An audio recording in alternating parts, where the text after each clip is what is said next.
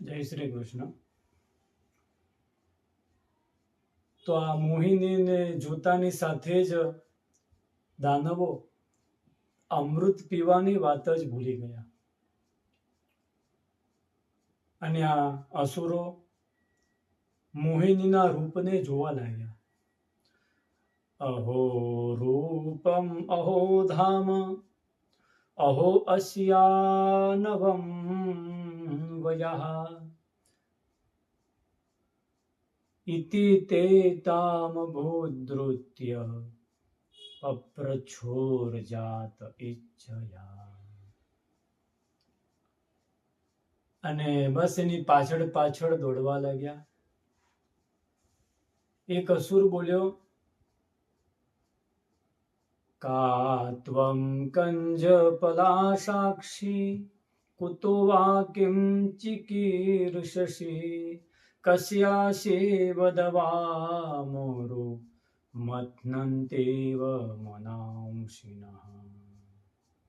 દેવી, તમારો પરિચય શું છે? આપ ક્યાંથી આવો છો? આપ ક્યાં જઈ રહ્યા છો? તમારો વિવાહ થયો છો કે નથી થયો?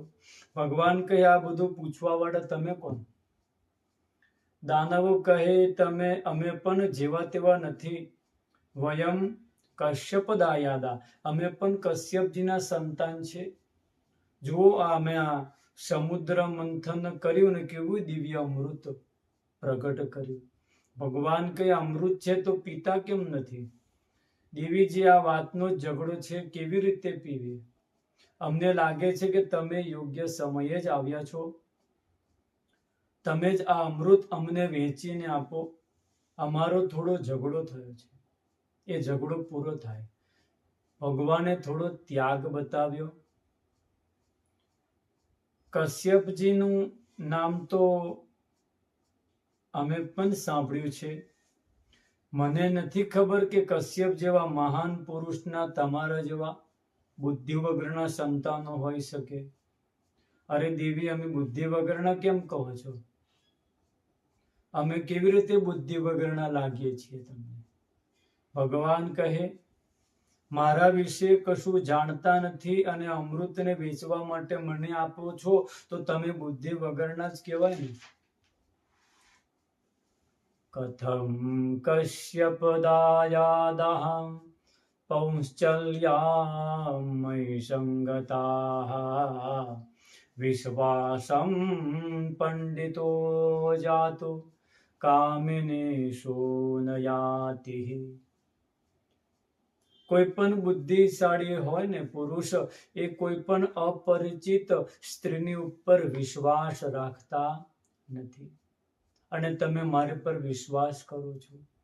દાનવને તો થોડો વધારે વિશ્વાસ જાગૃત થયો. એક કહે, આ તો કોઈ મોટા કુટુંબમાંથી આવી હોય એવું લાગે છે. કોઈ કહે, વધારે ભણેલી ગણેલી લાગે છે એટલે આપણને શાસ્ત્રોની વાતો સમજાવીને કહે છે. અમને ખબર પડી ગઈ છે કે આપ ઊંચા કુળના લાગો છો. હવે અમે અમૃત તો તમારા હાથથી જ પીશું. ભગવાન કહે, ભલે, હું પીવડાવું. અને ભગવાનના હાથમાં એ અમૃતનો કલશ આપ્યો. ભગવાન કહે, લો, પંક્તિ બંધ બેસી જાઓ. બધા બેસવા લાગ્યા. એટલામાં દેવતાઓ ત્યાં આવ્યા. ભગવાન પૂછે, દાનવો, આ કોણ છે? દાનવો કહે, ઝડપથી અમને અમૃત પીવડાવો, અમારા ભાઈ છે. તો આ ભાગ આમને આપવાનો નથી. ભગવાન કહે, તમે ઈમાનદાર લાગો છો. ભાઈઓ સાથે વિશ્વાસઘાત. જુઓ, સાંભળો, આ અમૃત કલશમાં જે જાડું જાડું અમૃત જે છે ને, એ નીચે છે. ઉપરનો ખાલી પાણીનો ભાગ છે. તમે કહો તો બે બે ટીપા આપણે એમને પણ પીવડાવી દઈએ અને નીચેનું જાડું તમને મળશે. આનાથી 3 ફાયદા થશે. તમને કોઈ બેઈમાન કહેશે નહીં. બીજું, જે ઉપરનું પાણી છે એનો રસ્તો થઈ જશે. ને ત્રીજી વાત કે આ ભૂખડાઓની નજર પણ તમને લાગશે નહીં. દાનવો કહે, દેવી, તમે જે કહેશો એ અમારા હિતમાં જ કરશો, તમે જે કરશો એ અમારા હિતમાં જ હશે. વિશ્વાસ છે તમારી પર, તમારે જે કરવું હોય તે કરો. અને ભગવાનનો ઈશારો સમજી બધા જ દેવતાઓ એ પણ પંક્તિબંધ બેસી ગયા અને ભગવાને પીવડાવવાની શરૂઆત કરી. અમૃત પીવડાવો છે દેવતાઓ અને એને દ્રષ્ટિ કરે છે દાનવો તરફ. દાનવો રૂપનો રસ લે છે, દેવતાઓ અમૃતનો રસ પીવે છે. સ્વરભાનુ દૈત્યની નજર ઘડા પર પડી લાગ્યો આ ખોટું થઈ રહ્યું છે અને દેવનું રૂપ ધારણ કરી સૂર્ય અને ચંદ્રની વચ્ચે એ આવીને બેસી ગયો. દેવલિંગ પ્રતિચ્છત્ર સ્વરભાનુર્દેવ સંસદિ પ્રવિષ્ટઃ સોમમ પિબન ચંદ્રાર્કાભ્યમ ચ સૂચિતા. ભગવાને આને અમૃત પીવડાવ્યું. સૂર્યચંદ્રએ સાવધાન કર્યા કે ભગવાન આ નકલી લાગે છે. ભગવાને તરત સુદર્શન ચક્રથી એનું માથું ધડથી અલગ કરી અને બે ભાગ થયા, રાહુ અને કેતુ. અને ભગવાન તો ત્યાંથી અદૃશ્ય થયા. બધા દાનવો વિચાર કરે આ દેવીજી ક્યાં ગયા? આ બાજુ દેવતાઓ પ્રસન્ન થયા અને અમૃતનું પાન કર્યું. દેવતાઓ વિચારે, આ દાનવો વિચારે કે આપણી સાથે વિશ્વાસઘાત થયો. બીજો કહે આ કદાચ કપટી વિષ્ણુ જ હશે ને આપણને ઠગી ગયા. બધા જ દાનવો ક્રોધે ભરાયા અને દેવો સામે ભયંકર યુદ્ધ થયું છે. તત્ર દેવાસુરો નામ રણઃ પરમ દારુણઃ.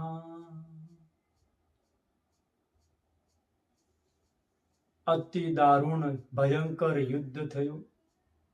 આમાં અમૃતનું પાન કરેલા દેવતાઓ વિજય થયા ને દાનવોનો પરાજય થયો. મારેલા દાનવોને શુક્રાચાર્ય મૃત સંજીવની વિદ્યાથી સજીવન કર્યા. આ બાજુ ભોલેનાથને ખબર પડી કે ભગવાને મોહિનીનું રૂપ ધારણ કરી અને દેવતાઓને દાનવોને ઠગ્યા છે. ત્યારે ઈચ્છા થઈ કે મારે પણ આ ભગવાનનું સ્ત્રીનું રૂપ કેવું હતું એ મારે જોવું છે. એમને ઈચ્છા થઈ અને દર્શન કરવા માટે કરવા છે મારે. અને જઈને કહે કે મારે તમારા સ્ત્રીના એટલે કે મોહિનીના રૂપના દર્શન કરવા છે.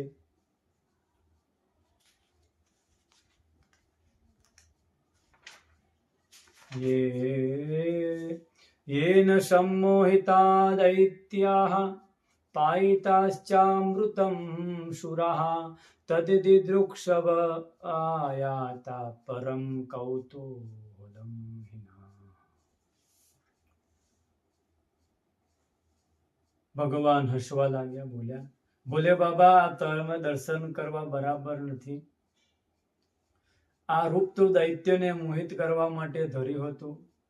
તમારા દર્શન કરવા યોગ્ય નથી. બોલે બાબા કહે મારે તો દર્શન કરવા જ છે. તત્યહમ દર્શયિષ્યામિ.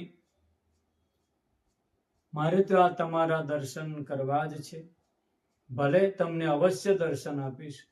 ભોલેનાથ ત્યાંથી ઘરે જવા નીકળ્યા તો રસ્તામાં જ ભગવાનની લીલા પ્રગટ થઈ. દિવ્ય મોહિનીનું રૂપ ધારણ કર્યું છે. ભોલેનાથની સામે આવ્યા તો ભોલેનાથ નંદીશ્વરને છોડી મોહિની ભગવાનની પાછળ પાછળ દોડ્યા. ભોલેનાથ જેવા નજીક આવ્યા તો મોહિની મોહન બન્યા. ચતુર્ભુજ સ્વરૂપના દર્શન કરાવ્યા. બોલ્યા કેવું લાગ્યું મારું મોહિની રૂપ? ભોલેનાથ કહે પ્રભુ ક્ષમા, હવે આવી ભૂલ ક્યારેય નહીં કરું. સુખદેવજી કહે આ રીતે ભગવાને દાનવોને છેતર્યા હતા અને શંકરને પણ મોહિત કર્યા હતા અને આ સંસારને ઉત્તમ શિક્ષણ આપ્યું કે મારી માયાથી એ જ બચી શકે છે જેની પર મારો હાથ છે. મમ માયા દુરત્યયા. પોતાની શક્તિથી ની માયા, પોતાની શક્તિથી મારી માયા એ જીતી શકાતી નથી. આ બાજુ બધા દાનવો, બધા બચેલા દાનવો એ શુક્રાચાર્યનો આશરો લીધો. શુક્રાચાર્ય કહે મારી વાત માનો, આપણે પરાજિત ભલે થયા પરંતુ નિરુત્સાહી ન થાવ. આપણે બ્રાહ્મણોની સેવા કરવાનું ચાલુ કરો, ધર્મનું આચરણ કરો. હું બધાની સામે લડી શકું છું પણ નારાયણ સામે લડી શકતો નથી. અને તમે બ્રાહ્મણની સેવા કરીને ધર્મનું આચરણ કરશો તો નારાયણ પણ તમારું કશું બગાડી શકશે નહીં. પછી તો દાનવોએ ભૃગુ બ્રાહ્મણોની ખૂબ સેવા કરી, એનાથી પ્રસન્ન થઈ આશીર્વાદમાં એક દિવ્ય રથ આપ્યો. આ રથમાં બેસી જ્યારે બલિએ દેવતાઓ પર આક્રમણ કર્યું ત્યારે દેવગુરુ બૃહસ્પતિ બોલ્યા, દેવતાઓ ભાગી જાઓ, અત્યારે બલિનો સામનો કોઈ કરી શકે એમ નથી, કેમ કે આની સાથે બ્રાહ્મણોની કૃપા અને ધર્મની શક્તિ છે. બધા જ દેવતા સ્વર્ગ ખાલી કરીને ભાગી ગયા અને બલિ ત્રણેય લોકનો અધિપતિ બન્યો. કૃષ્ણ કનૈયા